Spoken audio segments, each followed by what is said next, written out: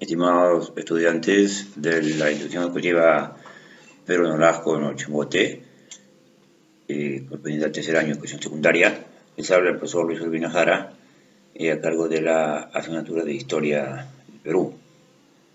En esta oportunidad vamos a discernir sobre el Estado peruano a inicio de la República, ¿no? Bien es sabido que después de la corriente vertebral del norte, el Perú empezó pues su proceso independiente, ¿no? Un proceso que, si bien es cierto, ha tenido pues grandes altibajos dentro de los gobernantes, pero es preciso también conocer la parte cómo estuvo determinada, ¿no?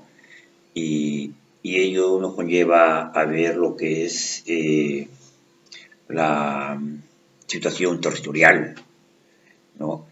Y es que la situación territorial del Estado peruano se ve eh, sobre la base del territorio peruano, ¿no?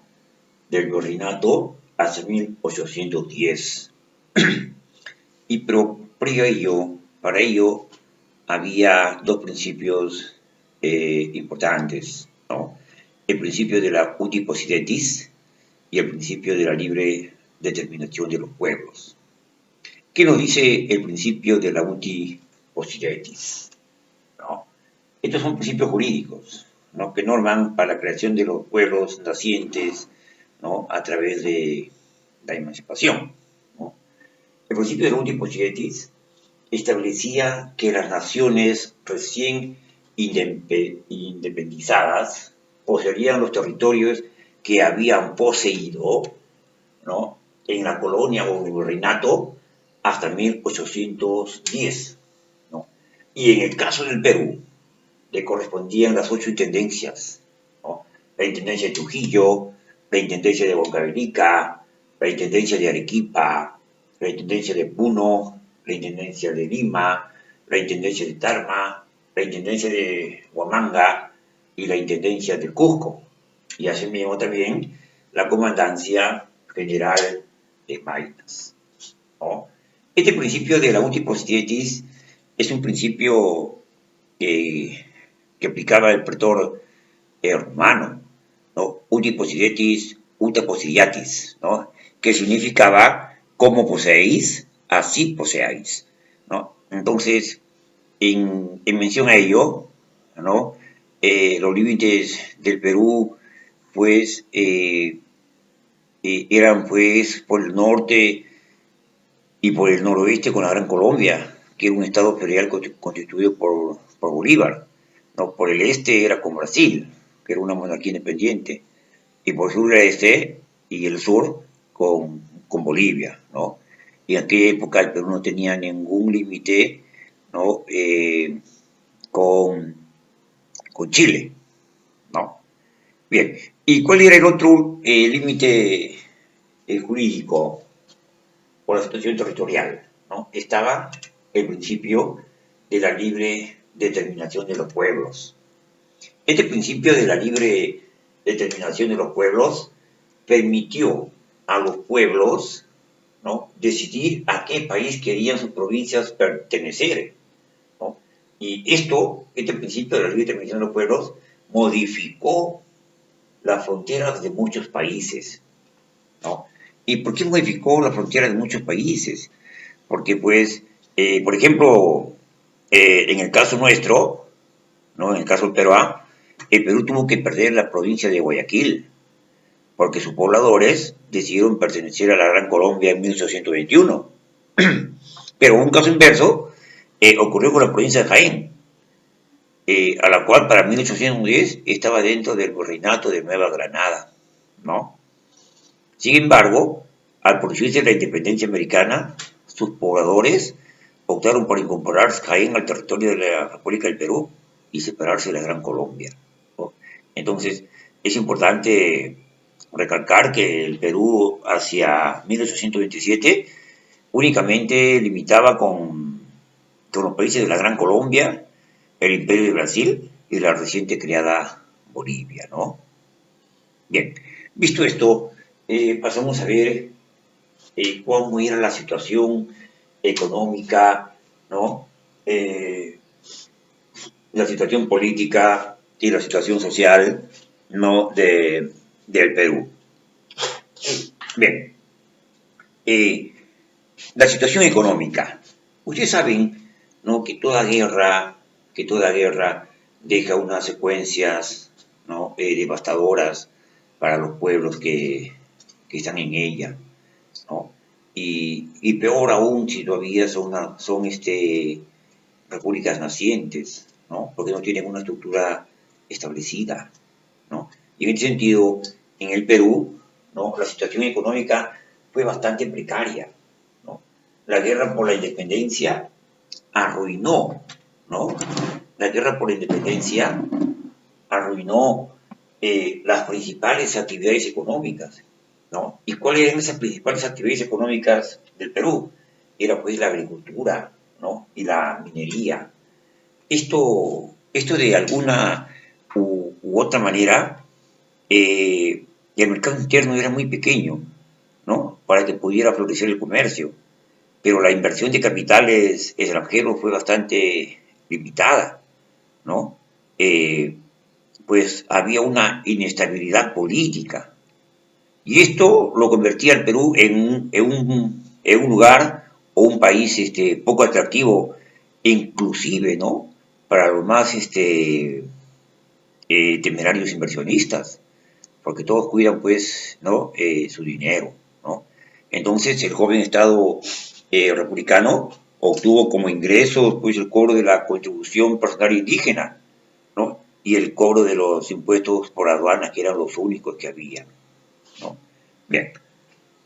Y esto, perdón, y esto, esta situación económica también dio inicio de la pobreza en el Perú.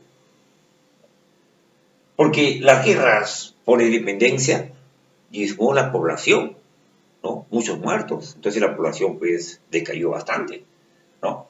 Y la minería, que mostraba una mejoría, fue obstaculizada, pues, en sus operaciones, ¿no? La mayoría de, de acciones que ellos realizaban en la minería fue, pues, obstaculizada, ¿no? Y al mismo tiempo, también esto, pues, permitió que muchas familias se arruinaran, ¿no? Otras emigraran, ¿no? Otras emigraran.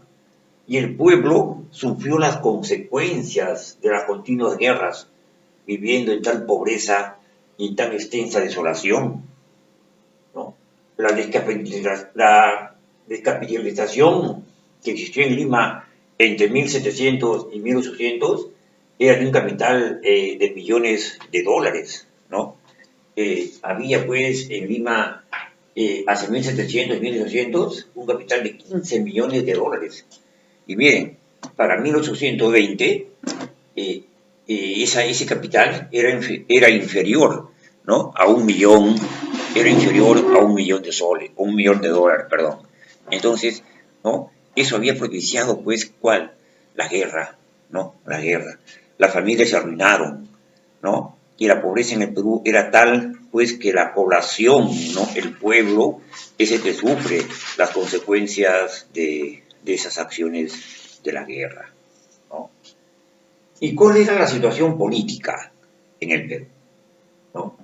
La situación política básicamente pues, le correspondía asumirla en esta situación a los criollos, ¿no? Pero ¿qué pasó? Los criollos, llamados a asumir la conducción del país, ¿no? No estaban preparados para ello, ¿no? O sea, no estaban preparados para asumir el rol político, ¿no? ¿Y qué pasó? Provocaron pues un vacío de poder, ¿no?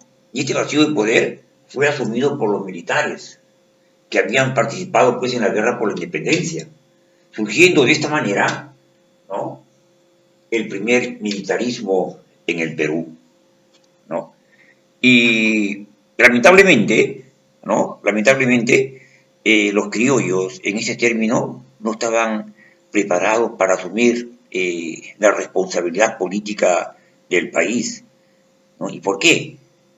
Porque no tenían, eran inexpertos en asuntos de gobierno, y en la mayoría de sus miembros, ¿no? Que habían estado acostumbrados a depender del gobierno eh, colonial español.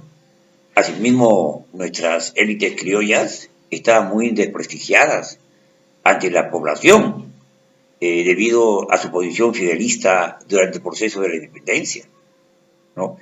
Y debido a ello, casi de inmediato, pues, quedó descartada la posibilidad de que las élites criollas se hicieran cargo del gobierno.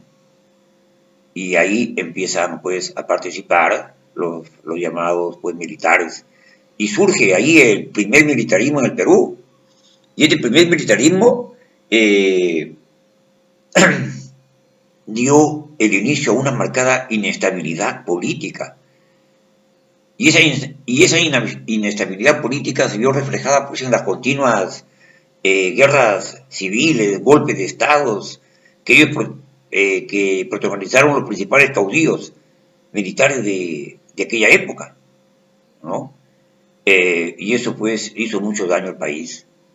Y estos personajes, pues, representaban los intereses de determinados sectores de la sociedad, ¿no? Comerciantes, artesanos, mineros, hacendados, etcétera, o de determinadas regiones del país, ¿no? Entonces, el inicio de la vida independiente, ¿no? El Perú se caracterizó políticamente por la presencia fuerte de militares, ¿no? En el gobierno. Y miren, por ejemplo, al inicio su gobernante fue don José San Martín, José de la Ribagüero, que era también militar peruano, no San Martín era argentino, Simón Bolívar era un militar venezolano, José de la Mar, militar colombiano, Agustín Gamarra, militar peruano, Andrés Santa Cruz, militar boliviano, ¿no? O sea, pues hubo, en pocas palabras, ¿no? El Perú, los militares convirtieron al Perú en su propiedad personal, ¿no? Y estos gobiernos militaristas se caracterizaron por la falta de respeto a la constitución política del Perú, ¿no? Hacían lo que hacían.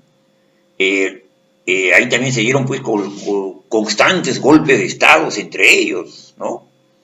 Las guerras permanentes con otras naciones por temas limítrofes o de injerencia política, el pésimo manejo fiscal, ¿no? Esos militares no tenían un plan para desarrollar el país, y cada grupo de poder o cada gobierno beneficiaba a su grupo político, pero no construyeron un proyecto político nacional, y eso fue el declive para que el país se estanque, mientras otros empezaron, pues, a surgir. Lamentablemente esto, pues, fue muy, muy dañino para el Perú, ¿no? El debate también de los primeros años de la vida republicana tuvo un punto álgido en el primer gobierno de Agustín Gamarra, ¿no? Giró en torno al estilo de gobierno.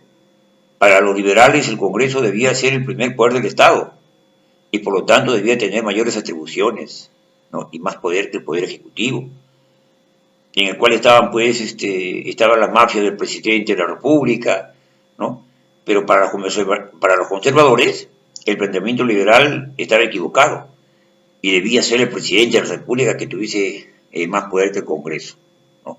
Esto, pues, ha sido una de las partes, ¿no? De la situación política del Perú a los inicios de la República.